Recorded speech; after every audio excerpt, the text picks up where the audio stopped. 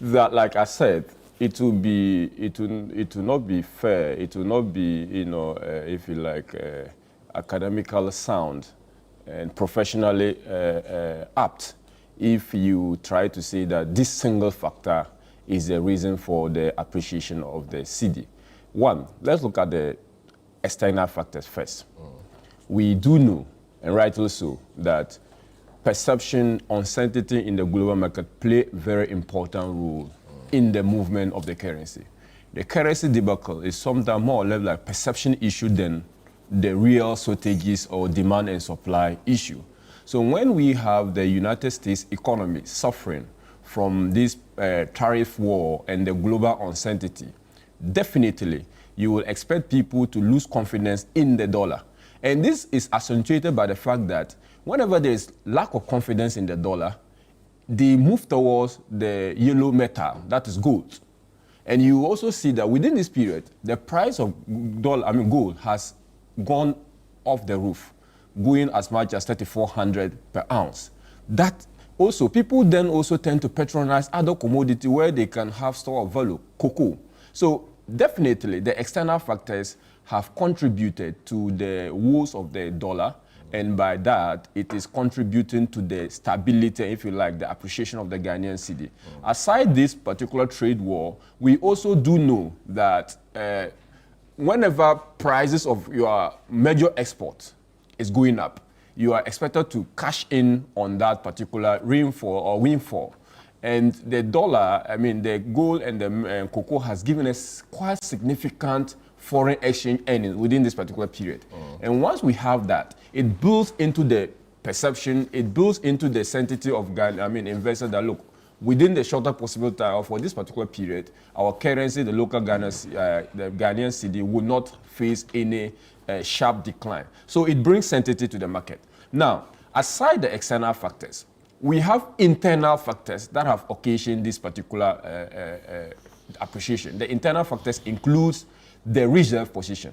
And the reserve position is not independent of itself. It's a factor of also external factor, which I've explained. For instance, when you are getting more from gold prices are not determined domestically. Gold prices are purely exogenous. In other words, the factors that goes into whether or not our gold per ounce is sold at $3,400 per ounce is determined by the market outside of Ghana. So reserve is one contributing factor. Again, we have the reserve coming on the back of the gold purchase program. Since independence, before the MPP government started buying gold as a store of wealth or as to build up the reserves of the central government, we had about only 8 tons of gold. But within the period, sometime 2021, 2023, up to the time the MPP were exiting power, we had over 30 tons of gold at the reserve. The NDC government, within the past 4 or 5 months, has added some 0.8 tons,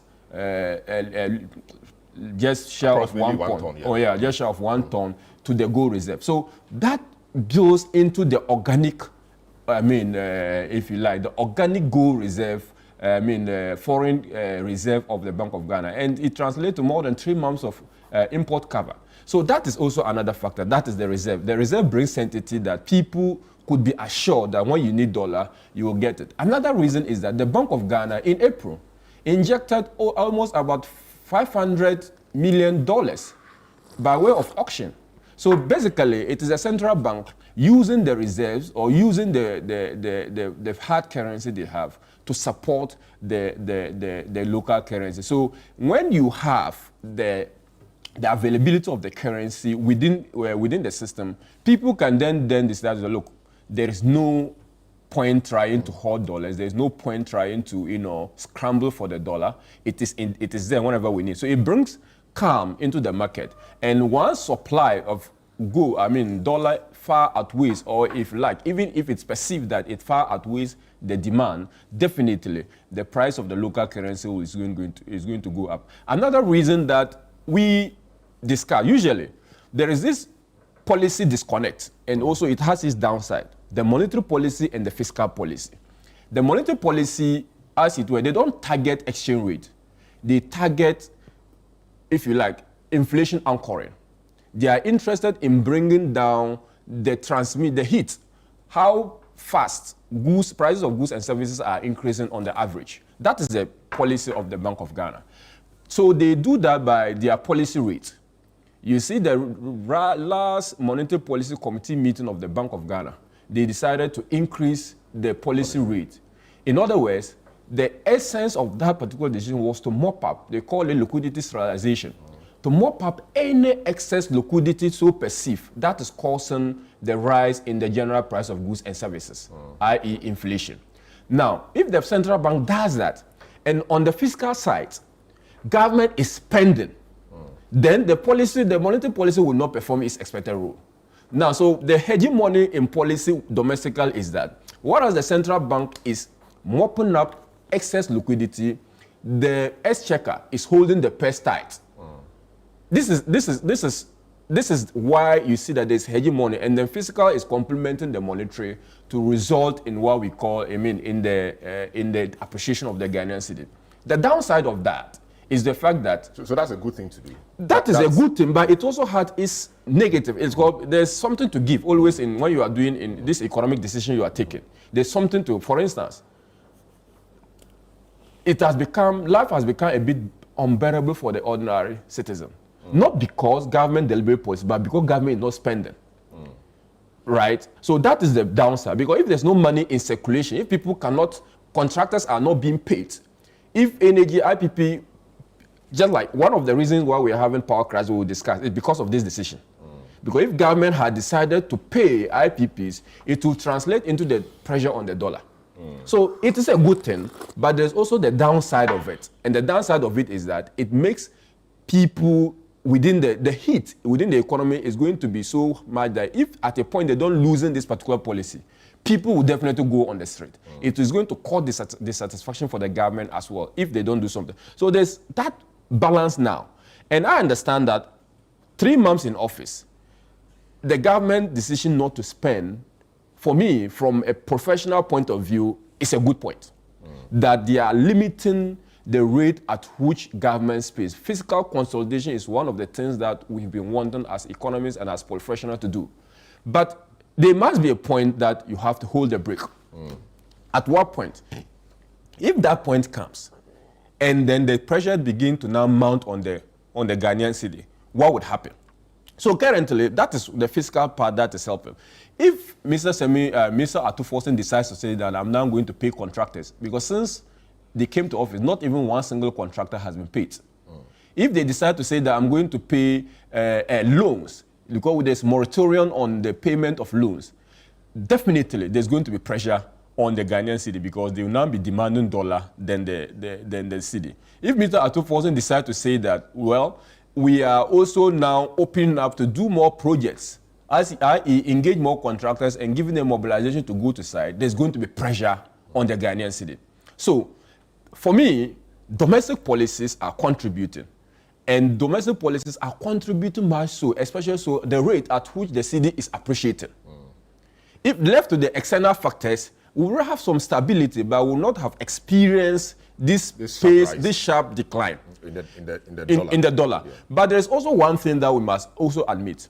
Despite the official rates, they seem not to be dollars with the bank. If you go to the bank, if anyone can do a test, go to his bank with 10,000 Ghana cedi, say you want to buy an equivalent of $10,000, you are likely to be told that they don't have.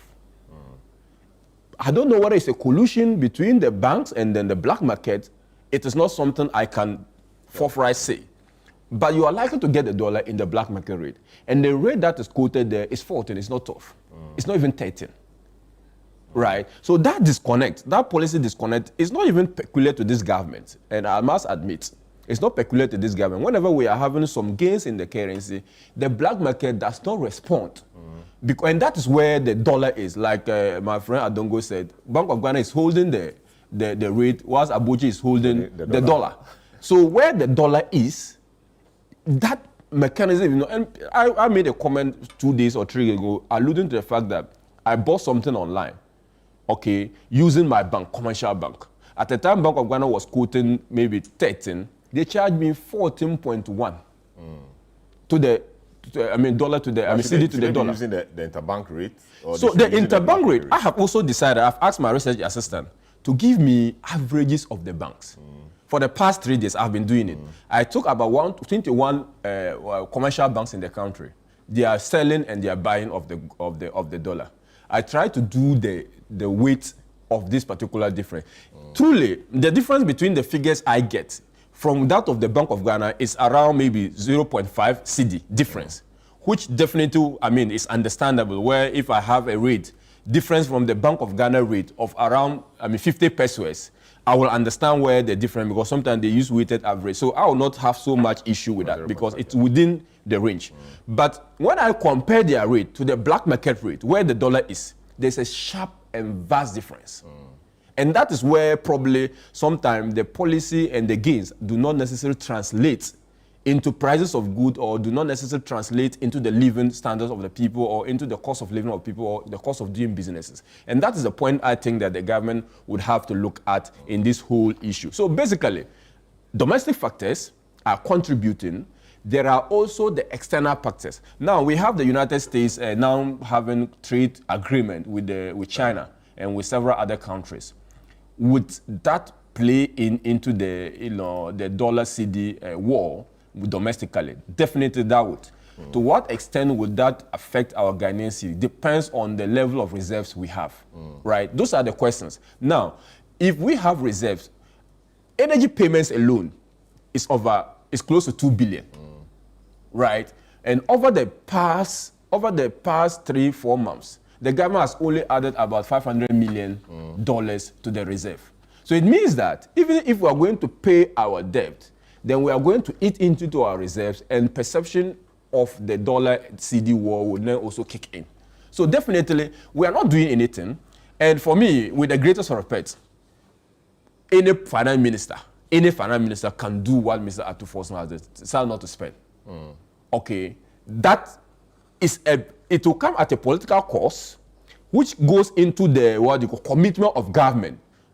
Admittedly, it will go into the commitment of government, but it is not any magic wand. And if you remember, just 3 months ago, we discussed on this platform and other platform, when this economy was discussed, as criminally mismanaged, right? So one would have expected that some cogent policy decisions would have been measured. And if you look at the Bank of Ghana too, Bank of Ghana has not done anything significant apart from raising the monetary policy.